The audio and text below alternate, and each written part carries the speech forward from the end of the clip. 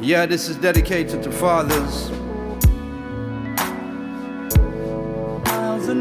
You know who you are. Dedicated to you. Dedicated to fathers. Fathers taken away during slavery. Fathers lynched during slavery. Fathers who died under colonialism. Fathers who are mass incarcerated. Fathers who were executed while mass incarcerated. Fathers who have been shot by the police. Fathers who have been shot who are in the police. Fathers who have been killed by other fathers. Fathers who have killed themselves.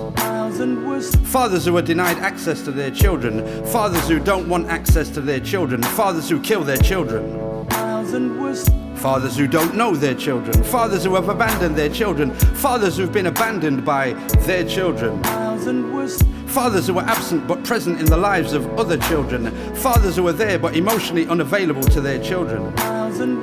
Fathers who are present there, doing their job, holding it down, taking responsibility, who hear words like dad and father every day. This is dedicated to my absent father who fell in love with a beautiful woman, my mother, who fell under his spell.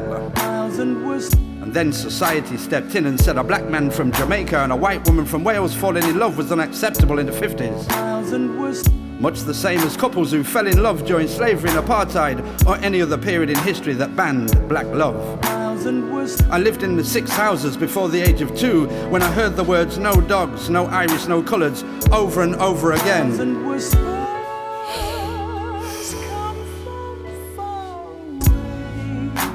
And then in 1958, a race riot happened, people got hurt, my mother lost the love of her life, while I lost my father.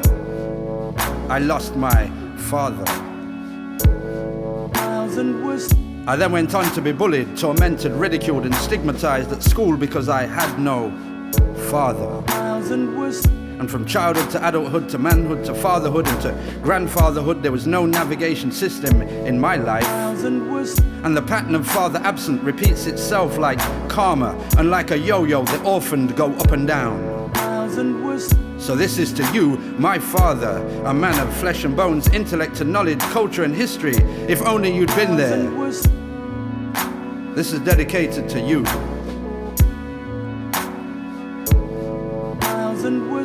Dear Dad, even though I'm a grown man, I'm hurting right now and experiencing deep pain. You, the foundation of my life, was never there, and when you were, it was too late. You'd gone again, dead, disappeared without trace. I was a child who'd become a man, then back to being a child with a missing link, thrown into the dark forest, trying to survive the terror. I'd been robbed, only to be scarred by memories that at times became never-ending nightmares where there was no escape. You see,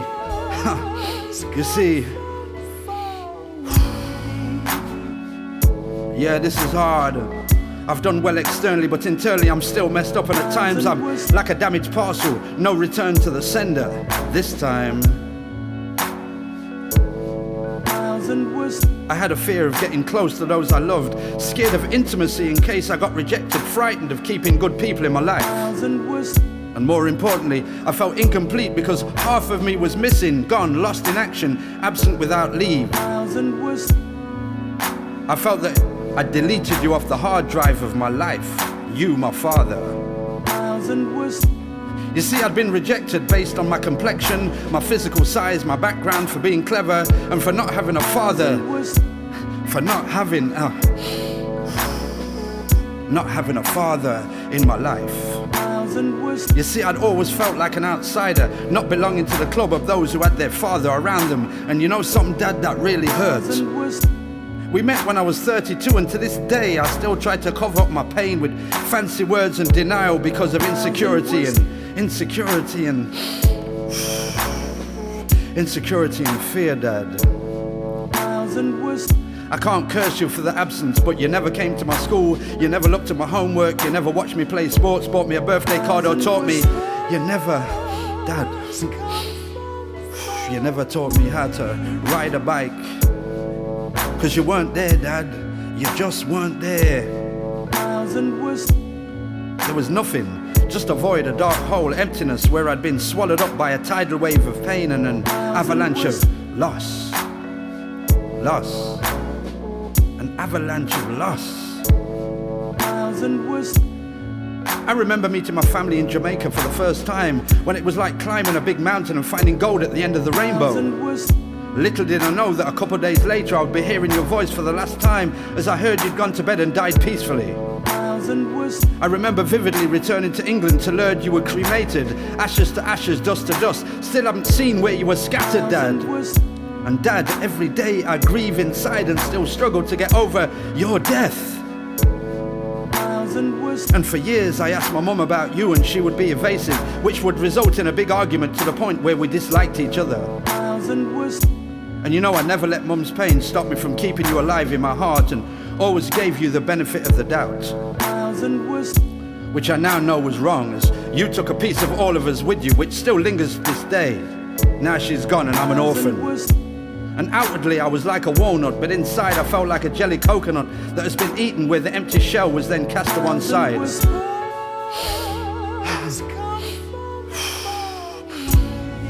See, Dad, this is hard. Gets harder to say these words, because at times I've felt helpless, useless, and drowned in self-pity, anger and despair, not knowing which way to turn. And I've done stupid things, made rash decisions, and continued to behave like I was in control and everything was alright. The truth is I was a broken man, and the amount of times I was told to let go and move on with my life and not to allow you to get to me. But how was I supposed to let go of something I never had? How was I supposed to move forward, Dad? What was I supposed to do when I was held so fast for the longing of a son needing his father? But there's a question I want to ask. Did you long for me, Dad? Did you long for me? Let me ask you that question. How could I not allow your absence to get to me when I was constantly being reminded by other people that I never had a father? You tell me, Dad, how was I supposed to do that? You tell me, Father. And for most of my life I've been a nomad, moving around from place to place, person to person, never feeling settled when I did, never trusted it. You could have solved that problem. You could have solved that problem.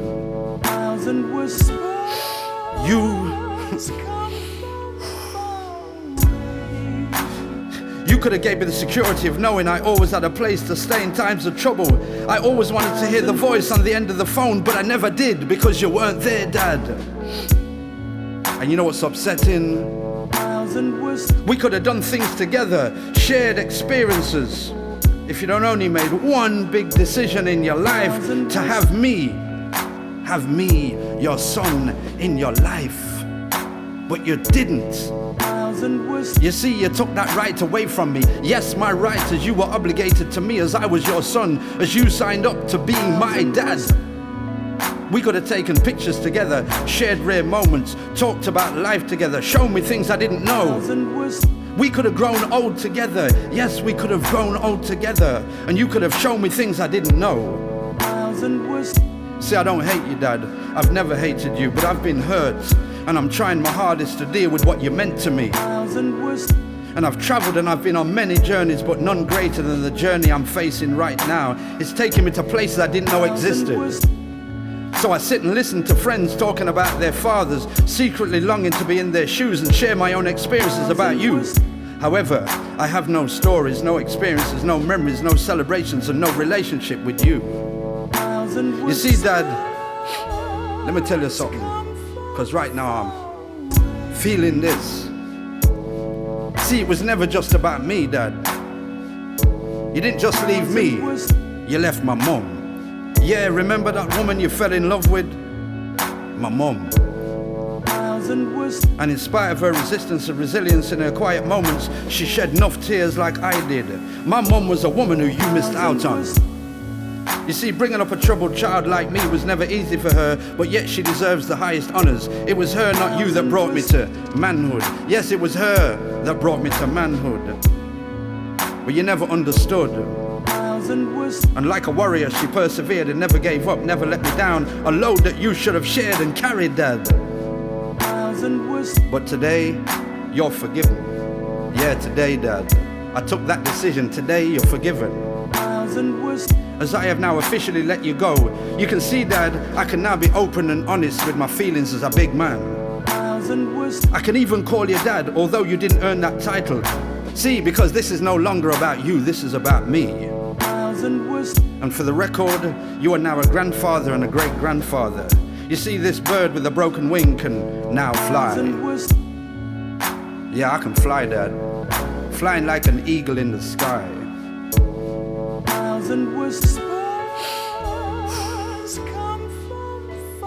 But you know, it still hurts to this day. You see, my broken heart has repaired itself and my spirit feels at peace. Where there's no more lingering doubts about who I was, who I am, and who I will be in the future.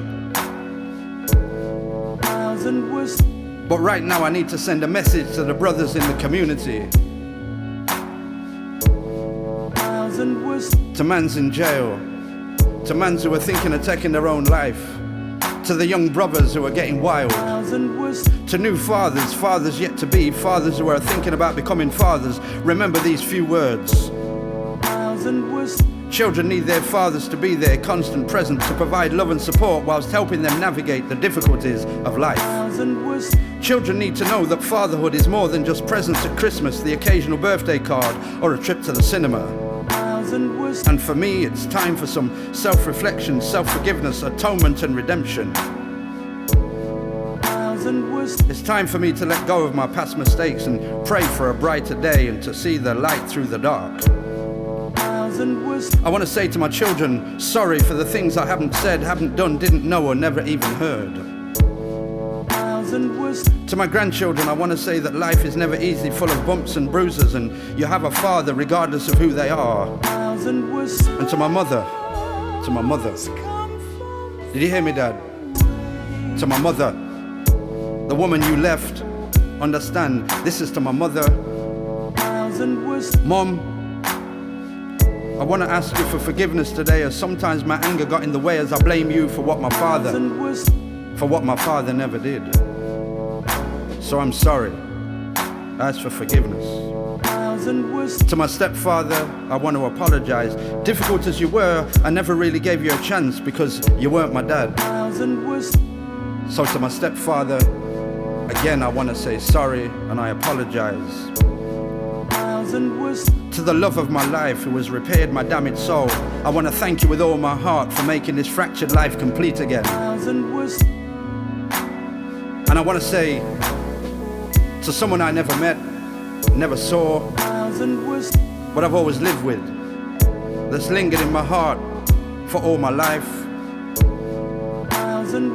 To my twin brother who I never knew, who died at birth, but somehow your memory today is connected to mine, and today I want to let the world know that, I want to let you know, twin brother, that today we have come together, two halves to make one. So finally, I come to you, Dad, as I spoke these 1,000 words, as I speak these 1,000 words, Dad, I want to let you know the time is going to come soon when we're going to meet in heaven. We're going to be there together and we're going to spend time in eternity. We're going to spend all the time that we missed. And maybe you can tell me about you and I can tell you about me, and we can be father and son reunited. Yes, I am still your son, you are still my father, and you will always be, and I will always be to you. And I want to say something today, something that I've never really said before to you. I want to say, Father, those 3 words. I want to say that I love you. I always will love you, in spite of the pain. So I just want to say, Dad, I love you. Mom, I love you. Children, I love you. Grandchildren, I love you. To my friends, I love you. To the community I come from, I love you. And to my partner, to the woman that's put me back together, I love you. Peace.